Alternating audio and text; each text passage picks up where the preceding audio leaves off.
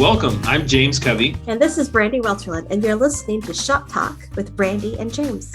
Shop Talk is where we combine our shared experiences of living cross-culturally with our work as mental health professionals. We have over 30 years combined experience living and working in parts of Europe, Central Asia, and Africa, and use this podcast to talk about what it means to live fully integrated and meaningful lives cross-culturally. We hope that you find our conversations encouraging, educational, and maybe even a little fun as we share through the lens of our training and experiences and sometimes interview guests from around the world. Thanks for listening.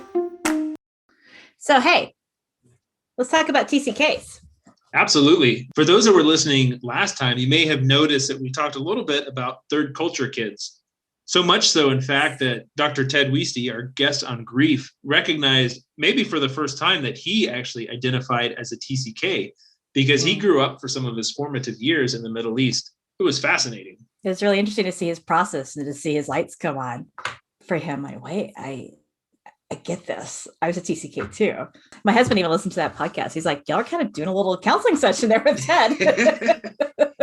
Well, it's great just because this isn't really that well known outside of kind of a really narrow window, and especially for people that were living cross-culturally 10 or 15 years ago. He even made a comment of, well, I'm not that much of a TCK. There's other people who are more. And then as he told his story, no, this is absolutely you. Right. Isn't that interesting too, that he would have that idea of what is a TCK and what isn't? Like there's some kind of delineating line there of what he identifies as a TCK and not. It's almost a quintessential aspect of TCKs. I don't fit in. So he's even having this about being a TCK. I'm not quite sure where I belong. So interesting because so many TCKs have so many different experiences too.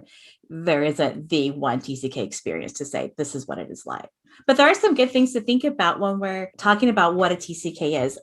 In our line of work, the term MK was used for so long, and now it's being phased out, I think, and more in favor of TCKs. I think TCK is just a better all-around description of what these kids are. Yeah, so let's just talk a little bit about the big picture. Okay. Something that might be helpful is to think about a cross-cultural kid, which is somebody that grows up with kind of a mixed culture. And that's really broad, and it's kind of meant to be because it could be your traditional TCKs, which we'll look at more in a second.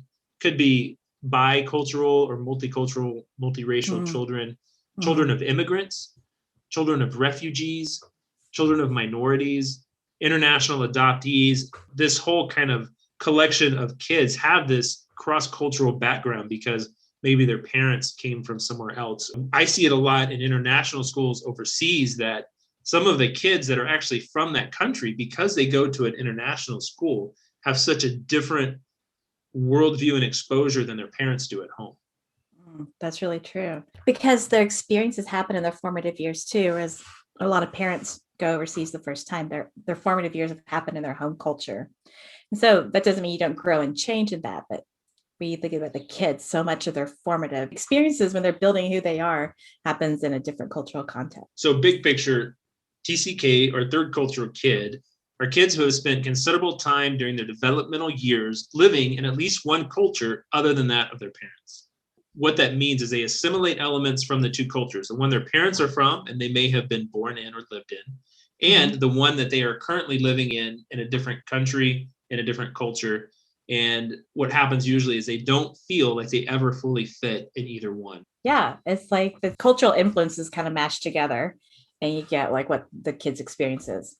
And it can be lots of different cultural influences too. You could have, with kids that I've worked with, you could have the mom is from one passport country, the dad's from a different passport country, the family works and lives in a third country. And then the teenager comes to school at BFA, which is in Germany, with a lot of American kids too. So it's interesting. It can be a lot of different influences that help to kind of shape who they are as well. For a lot of the kids, it is this third culture that actually connects them. So they may be from the States and lived in Kenya, or they may be from Korea and lived in Thailand. But for all of these kids that have this blended multicultural combination, they connect really well with each other. You see TCKs, their shared experience is actually the combination of cultures. So they tend to connect really quickly and really well with each other. It's amazing to watch a bunch of TCKs who don't know each other just get in super quick and develop deep and fast relationships with each other. It is fun. It's fun to hear their stories too, of their different experiences. Like, oh yeah, I don't know, we rode uphill on a donkey for 24 hours. Like, oh yeah, well, I don't know, did this, and it's just part of their normal experience. But it's fun to be around them when they're talking about that and sharing their stories with each other too, and having that shared commonality of this uniqueness that they live as well. You shared some anecdotes, just kind of some funny things, like your TCK if. So some ways you can know you're a TCK is when you flew before you could walk. You have a passport, but not a driver's license. Mm-hmm. You're watching National Geographic and you recognize somebody. Oh my gosh. Auntie Rose. When you were younger, you thought your dad wrote letters for a living. Mm-hmm. You can't answer the question, where are you from? That's a really good one.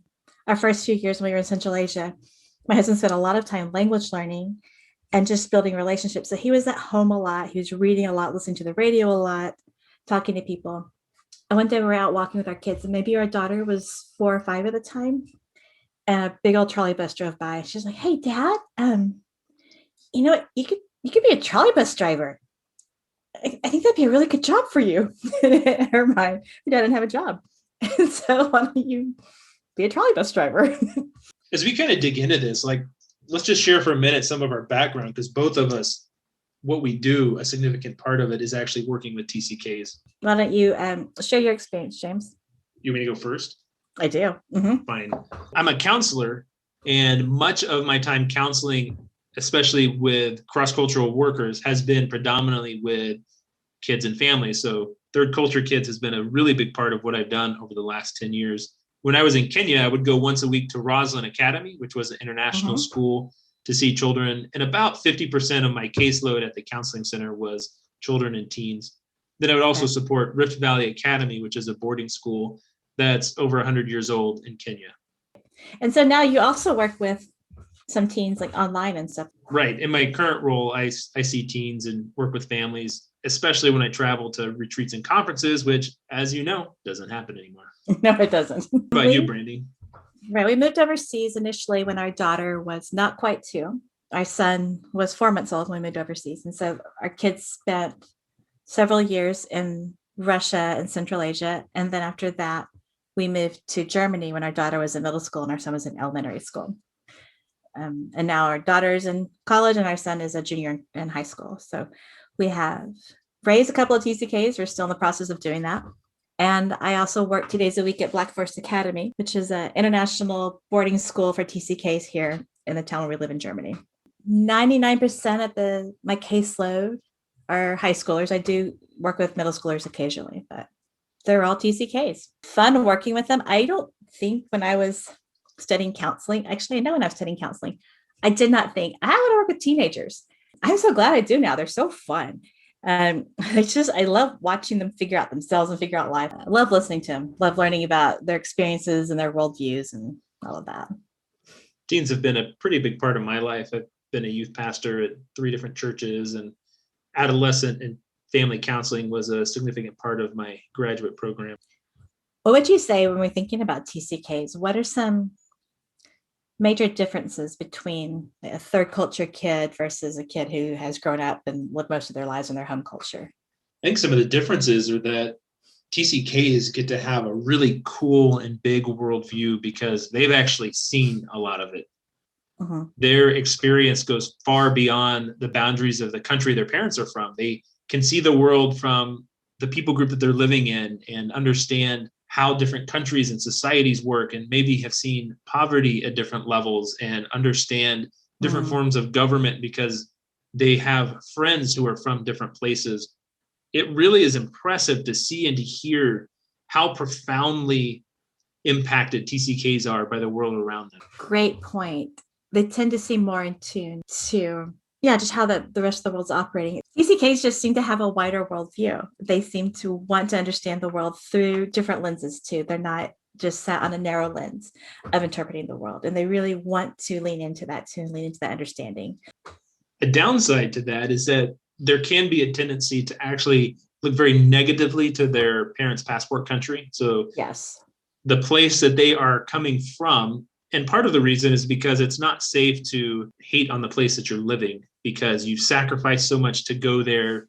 You're doing work there. Maybe their parents are engaged in a ministry or in translation or in digging a well. And it's just not okay to not be cool with where they're living. So what Right. happens is their kind of outlet is to really talk negatively and to hate on that country. And sometimes some of their experiences of going back and not fitting in also shape how they view that country that their parents are from. I remember Right. working with a teen who came to Kenya when he was 16. He was from America, was very happy to be from America. He liked football and basketball and baseball and liked his experience. But when he got to school, all of his other friends, even those who were American, really talked negatively about the country, about the politics, about what was going on. And this was 6 or 7 years ago. So it was, not as easy as it is now.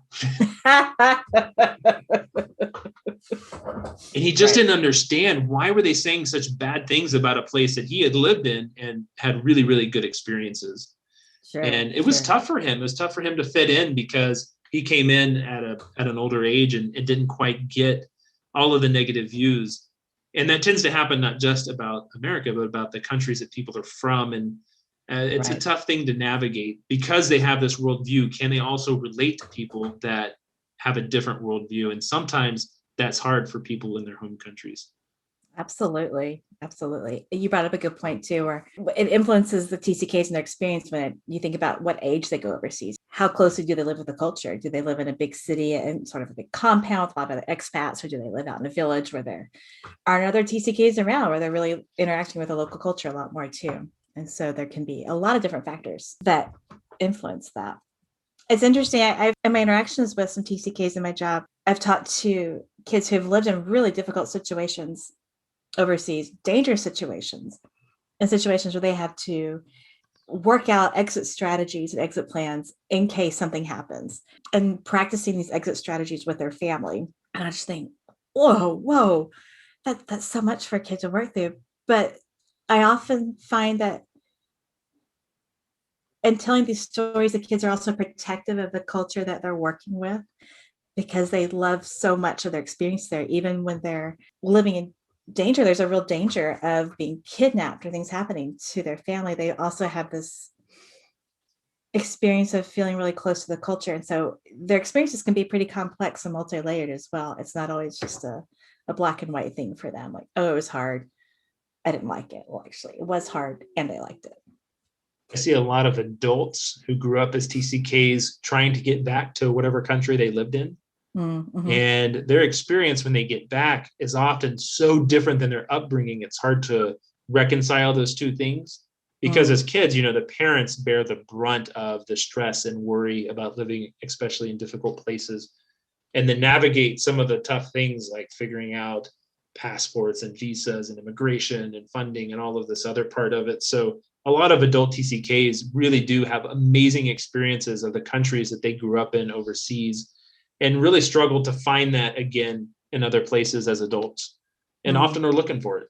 We've talked about this before, that adult TCKs can generally fall into one of two categories. They want to find a place when they grow up and they go back to their home culture or whatever and just stay still and be there, put some roots down, be there. Or they have wanderlust and they're constantly moving and looking for a new experience. And I think about like some of the things we did with our kids in Central Asia. It was kind of nuts. Like we would go to, there was this old amusement park within walking distance of our house, and we would pay the equivalent of 2 cents to put our kids on a ride. Now looking back on it, what were we thinking? How did those cars not just go flying off? But it was the best thing for them. They loved it. And they just, this one little experience they had of just being able to do stuff like that and being able to, I don't know, have a different childhood than what you typically would think. And I will say it's hard for families because a lot of times they go and they have kids of all different ages, and developmentally it's so different for each developmental stage making that transition. And because there's a range, a lot of times different kids in a family have very different experiences of life overseas. Some just love it. They love living in a village, but they're struggling in the city. Others love the city, can't do the village. Difficult decisions like, do we send our kids to boarding school? Do we move to the capital city so that we can go to an international school in their language, Do we put them in a school in a different language? Do we put them in a school in a different curriculum format than our home country? And these are all really tough questions. And for many families, no one place is the best fit for all of their kids. Right. Which means they didn't have to make a decision like, wow, what do we decide to do as a family unit? Because one kid is thriving in boarding school, playing sports, has lots of friends, and the other kid is having panic attacks and needing some counseling help. Right. And it's not a one size fits all because one situation or one decision-making process worked for one family does not mean it's going to work for the next family. The kids are all different. And there's various things that go into just who they are and how their personalities and their hearts interact with the environment. How would you encourage families to both lean in to their kids' needs and also help them build resiliency where they are? I think it's really important to know your kid and to know that everyone may not do the same thing. And that's also tough to walk because no one understands fairness more than a middle child. Right? Wait, it's not fair. Are you a middle child? Oh, big time. Jan Brady. Yeah. No, I'm a true middle child because I have an older brother and then a sister who got whatever she wanted, and then a younger brother. So, oh my goodness. Yeah, technically two middles, but one was the only girl. So that's okay. It was you. Yeah, it was definitely me. Because every kid is so different. You just, as a parent, got to really walk alongside them in those things and be willing to change things. Because it's also hard if you have to make a decision that is hard for one because of another. How are you going to navigate that as a family? We do what's best for all of us together, and that's something to consider. Right. I was working with a family who was living really rural and didn't have a lot of access to resources, and they had a preteen that was having severe anxiety and OCD and came for counseling. And I made a casual comment of how much easier it would be in their home country. And they said, really, do you think so? And I was absolutely shocked. They were shocked because in their home country, every city has got access to counseling and schools and special classes and occupational therapists and all of these resources, whereas what they lived, they had nothing. Certainly nothing in the language their son spoke. Very, very limited resources. So as a family, you have to continue to evaluate the cost and the risk of being in those different places on everybody and make decisions. First calling has got to be to the family. Absolutely. I go through these phases when I think, what are we doing to these kids? Why are we even bringing them up overseas? I hear some hard stories and I'm sure you do too about some of these kids' experiences. And I think, why are we doing this?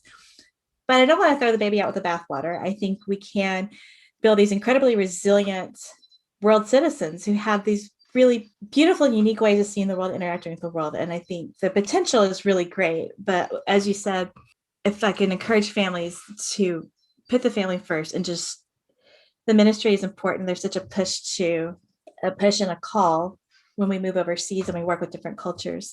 We can tend to get really wrapped up in that and forget what's happening with our kids, how they're doing, how they're interacting with what's going on. It's a very nuanced, balanced way forward. There are helps and there's ways to help, but there's not There's lots of resources, but there's no script for your family because your family is so unique. I remember when our daughter was 4, we thought, well, we'll put her in a local preschool 2 days a week because she was outgoing and bubbly and just smart as can be. This is great. She's going to learn the local culture and the local language. This is going to be wonderful. And it just wasn't. But we thought, well, this is what we're going to do because it's what we're supposed to do because we're cross-cultural workers and we're working with this culture. And so we didn't really pay attention to the signs and didn't pay attention to her when she was like, Mom, I don't want to go to school today. I'm like, yeah, let's go. We'll be fine. Until she'd been there for almost the whole school year. And I dropped her off one day in May, walking across a busy road, and I heard her voice. And I turned around. She was running across the busy road toward me. And I thought, yeah, this isn't worth it. We're done with this. And our leader at the time, our leader for our branch of the organization at that time was like, yeah, it's not worth it. Don't do that. And I wish we had listened to him a lot earlier than that. Because she talked about it for several years after that. Like, remember y'all made me go to that school? Sorry. Well, kids will put pressure on themselves. Yes. Like the reason she stayed for a year is because she was probably putting pressure on herself. Well, I have to do this. I have to make it here. Yeah. If I can't make it here, we might have to go home. Or there's this sense of they have to be perfect and they have to make it work. And parents may never say these things, but kids kind of put it on themselves. Everyone knows Absolutely. what a huge cost it is for a family to get somewhere cross culturally. Mhm. So kids really put a lot of energy and effort on themselves to making it happen and to hide the things that are hard. And I think as families, like it's just so important for parents to talk about how they're experiencing things. Like it's Yes. important for a parent to say, hey, this is really hard for me.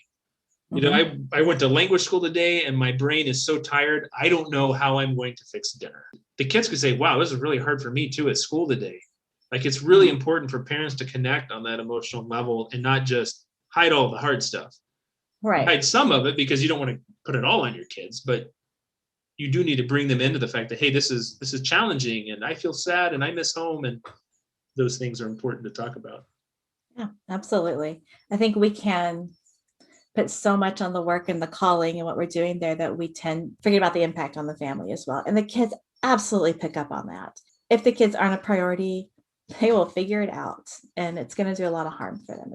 Sometimes it's the harder path forward in a way to pull back maybe and think about what you need to do, adjustments you need to make for your kids. But in the long haul, it's so much worth it to do that for them. I mean, by far the hardest thing for me as a counselor of cross-cultural workers in the last 10 years has been working with kids who are struggling so much, who are barely making it, who are in every sense of the world not healthy and not striving, and the parents stay in the same lane at a huge cost to the kids. I think that's something I've seen too, where the kids don't want to tell their parents because they don't want to be the reason their parents are leaving the field. I've heard that many times, or they do tell the parents and the parents minimize it and they don't listen to them. And as we talk about this, we're not saying this is every TCK's experience. You know, some kids fly through the experience and they have a ball with it. And there's a lot of nuance and a lot of gray areas in between. I have heard many stories about families that haven't shifted and maybe they haven't known how to shift, or maybe the shifting seems really scary and overwhelming for them for the sake of their kids and the sake of their family too. I was wondering what you think are some themes you see with kids and with TCKs that you work with. I see a lot of stress and anxiety. Anxiety is pretty common. Yes. And I think Yes. they bottle up so many of these things that eventually it comes out in other ways. Boarding schools in particular, it's really common to see things like self-harm get Yes. started and then other kids pick it up as a way of control.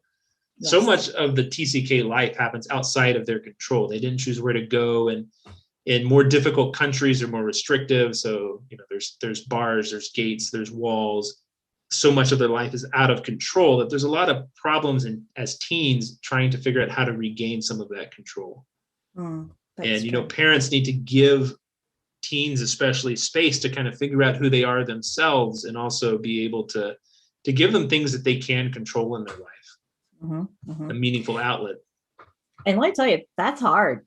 I'm on the other side of it, or getting close to the other side of that now. It's hard. It's scary to give them some agency and autonomy in their lives, but it's worth it. It's worth it for them to feel like they're not being shoved into a box that you've created for them, that you're giving them space and permission to figure things out for themselves too. So yeah, figure out what things are non-negotiable to you, and then figure out the things like, okay, maybe I don't really love this, but okay, this is important to them. I'm going to let them do this. Like, are they listening to whatever music that you just don't even get or understand? Our son really likes hip hop now. I'm like, okay, let's engage with this. So my husband and we watched a documentary he recommended about hip hop, and I listened to a couple of podcasts about it too. Do I get it? No. Is it the genre I'm going to go to? No. But am I able to more engage with my son about this now? Yeah, and it's kind of fun. I think that's great. And undoubtedly, everybody listening to this podcast has a different worldview than their parents, even if they have never lived overseas. Mm-hmm. Now, the path that they took to go from being more similar to their parents to where they are now as full adults probably happened over a much different time span and in different ways than TCKs need. Because of the challenges and pressures, TCKs may need to experience some of those boundaries differently. They have nothing else in their life that they can experiment or control. Many TCKs can't drive because they're in a foreign country. They can't get a job because they don't have a visa. So they don't get to explore and learn some of these valuable life lessons in maybe the more normal ways for people in their home culture. So parents got to be really creative to figure out how to give them avenues for growth and for experience and for having some decision and autonomy, at the same time protecting them because they may live in a difficult environment. That's true. Yeah, I think about the TCKs that I work with, and I think about what they would love for their parents to know about them. I know some of the ones that I work with feel like they want to be trusted more to figure out their lives. And that's a hard thing. Again, it's a really hard thing for parents to let go of that. Actually, when you get to the teenagers anyway, how much control do you have? So it's like, I mean, you can take away, well, they don't have cars, they can't drive cars, but you can take away the phone, or you can take away privileges and stuff too. But at the core of their being, how much control do we have? Maybe that's a different discussion for a different time too.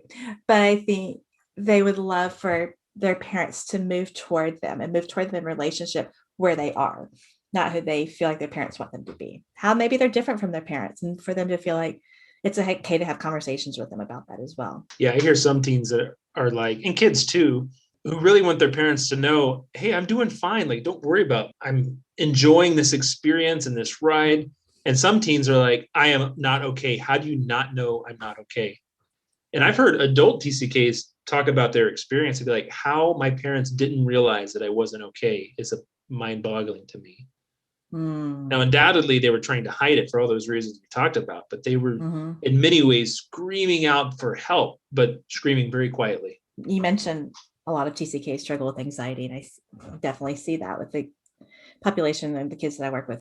They don't like it comes up because they've been stuffing things for so long, but they don't really understand where it's coming from themselves.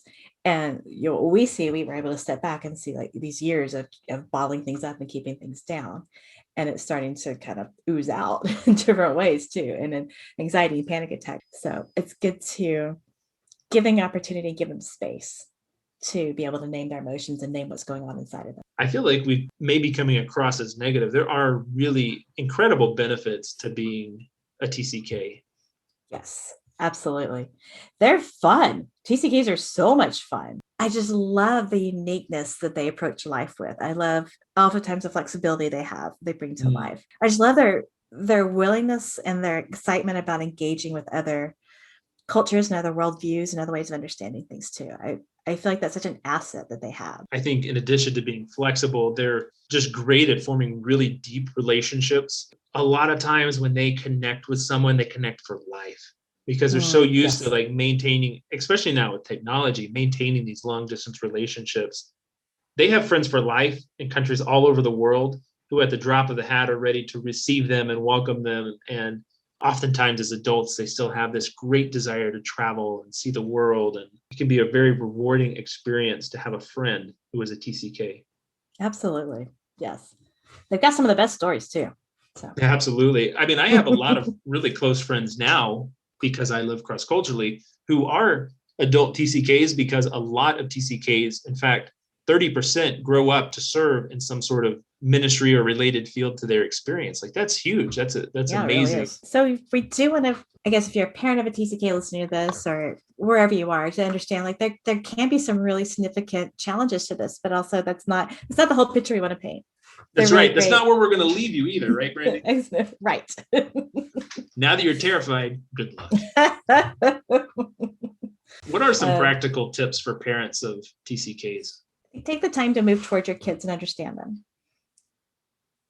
Give them space to be different than you. Move toward building relationships with them. I would say it's important to know that for so many TCKs, this idea of where I'm from is a really big sticking point. If I ask an adult today who grew up in multiple cultures where they're from, I can see in their face immediately they were a TCK because they don't know how to answer that. Right. And like how long of the story do they want? Are they going to listen to the 2-minute version or the 5 or the 10? Yeah.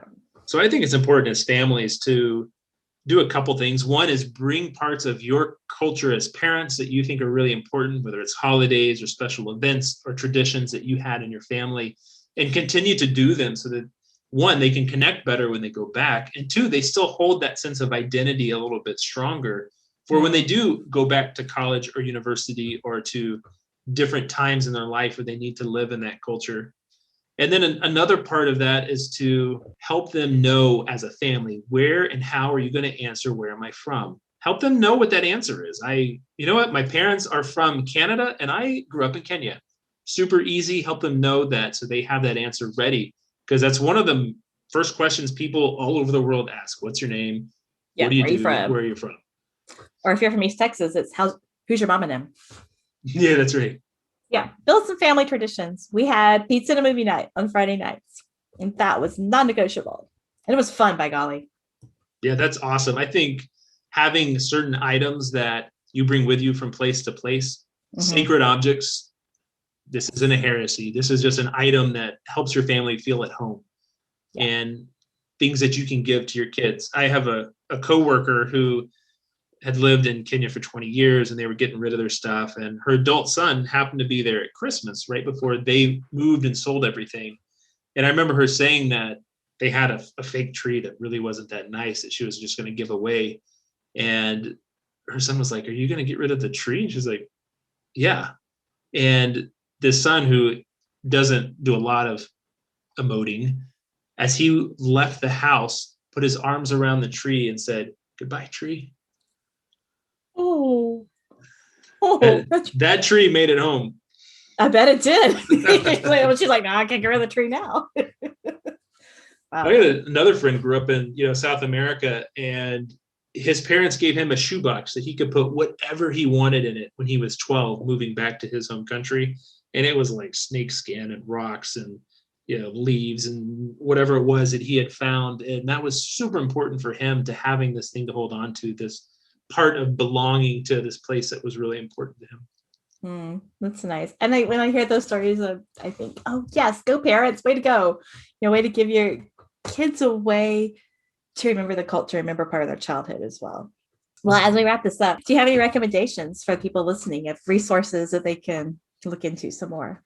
Third Culture Kids by Pollock and Van Rieken. If your family is overseas and your kids are growing up in another culture, you just got to read that book. It's so helpful in both the understanding of what's going on, their internal world, and also really great practical tips. Second one, particularly for those that are working in a faith-based organization, is I Have to Be Perfect by Timothy Sanford, just really looking at the things that kids put on themselves, the pressures that nobody says to them, but they carry around in what to do about them. That's so true. That sounds great. What about for you? I'm going to link a PDF for a feelings wheel. Do you ever use those when you're working with TCKs? I think they're great. Although I've learned not that great virtually, because that means half of the feelings are upside down. Oh, right. Okay. Maybe you could print it off. But as we talked about, TCKs can tend to be pretty good at stuffing things and not giving themselves permission to feel all the feels. And so feelings wheel starts off with, I forget, like 4 or 5 feelings in the very core of it. And as it spreads out, it gets more specific about things that you might be feeling or experiencing. So I would just encourage you, if you're a parent of a TCK or you interact with TCKs, to have a look at that and just help the TCKs in your life to familiarize themselves with their emotions and what they're going through. I tend to tell kids just to look at it with a sense of curiosity. We tend to look on some emotions more favorably than others and think, well, these are the good ones and those are the bad ones. And so I think it's good for TCKs to realize that they're all okay. They're okay. They're all valid. And they're all telling you something that's going on internally that you need to listen to, pay attention to. So we can link that as well. Well, thanks for joining us. We're going to continue this conversation in the next few episodes. We're going to talk about TCKs in transition and adult TCKs. Right. Thanks for joining us. See you next time. Bye.